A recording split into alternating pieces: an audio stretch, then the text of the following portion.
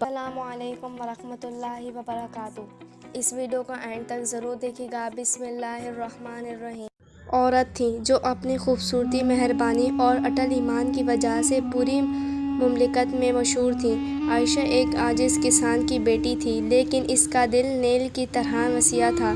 اس نے اپنے دن کھیتوں کی دیکھ بھال کرنے، ضرورت مندوں کی مدد کرنے اور ایک سچے خدا سے دعا کرتے ہوئے گزاری۔ فرعون کے اس فرمان کے باوجود کہ سب کو اسے دیوتا کے طور پر پوجنا چاہیے، ایک دن جب عائشہ بازار سے گھر واپسی آ رہی تھی، اس نے غلاموں کے ایک گروہ سے ٹھوکر کھائی، جس پر فرعون کے سپاہیوں نے وحشیانہ سلوک کیا۔ ناانصافی کو برداشت کرنے سے قصر وہ مداخلت کے لیے آگے بڑھیں، ظلم کے خلاف بولی اور رحم کی التجا کی۔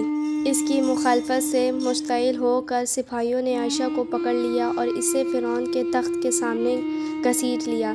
فرعون نے سرد نظروں سے پوچھا کہ اس نے اس کے اختیار سے انکار کرنے کی جرأت کیوں کی، لیکن عائشہ اپنے عقائد کو ترک کرنے یا جھوٹے بت کے سامنے جھکنے سے انکار کرتے ہوئے پرعزم رہیں۔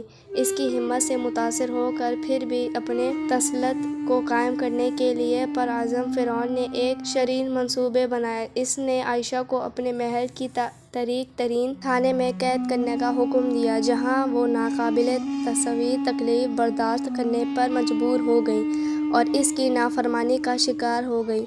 لیکن مایوسی کی گہرائیوں میں بھی عائشہ کا ایمان کبھی متزلزل نہیں ہوا۔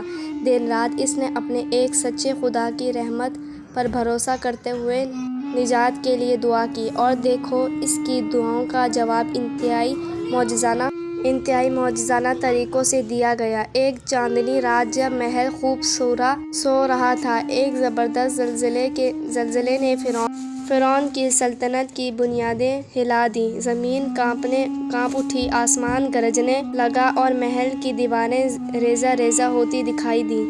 اس افراتفری میں عائشہ کی جیل کی کوٹڑی معجزانہ طور پر کھل گئی اور ایک آندھی روشنی نے اندھیرے کو منور کر دیا۔ تشکر اور ایمان سے بھرے دل کے ساتھ وہ آزادی کی طرف ایک نائیدہ ہاتھ کی رہنمائی میں رات میں باہر نکلی۔ جیسے ہی آفاق پر صبح طلوع ہوئی، عائشہ فرعون کے محل کے کھنڈرات سے ابھری۔ اس کی روح ٹوٹی ہوئی اور اس کا ایمان پہلے سے زیادہ مضبوط تھا، اور اگرچہ فرعون کا ظلم کا دور بالآخر ختم ہو گیا، عائشہ کی کہانی نیل کی بہادری بیٹی آنے والی نسلوں کے لیے سنائی جائے گی، جو جبر کے مقابلے میں ایمان اور راستہ بازی کی پائیدار طاقت کا ثبوت ہے۔